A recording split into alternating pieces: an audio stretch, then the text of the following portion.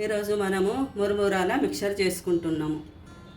పిల్లలు సాయంత్రము స్నాక్గా తినడానికి అడిగినప్పుడు చేసేయడానికి మంచిగా ఉంటుంది. అప్పటిదప్పుడే ఇవి ఒక 10 నిమిషాల్లో మనం చేసి పెట్టచ్చు.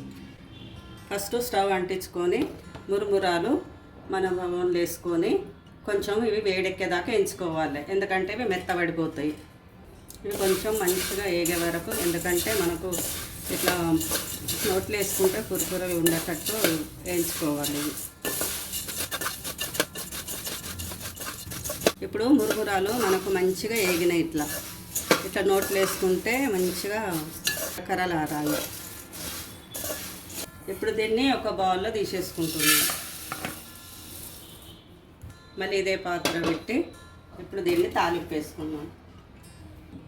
ఇప్పుడు తాలింపు కోసంకి ఆయిల్ వేసుకుంటున్నాం.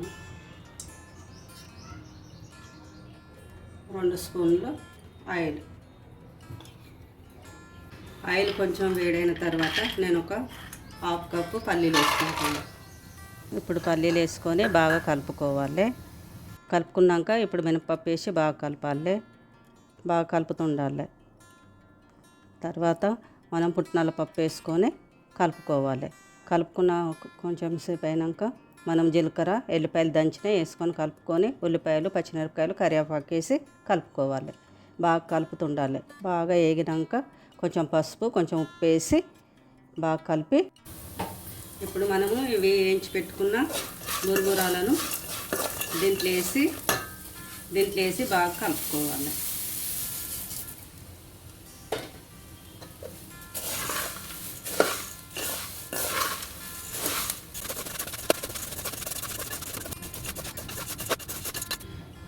ఒక 5 నిమిషాలు బాగా కలుపుకున్నాక మన మురుమురాల మిక్చరు రెడీ అయిపోయింది.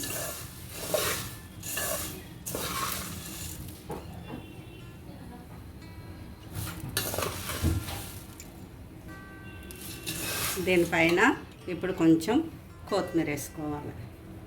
అంతే, మన మిక్చర్ రెడీ.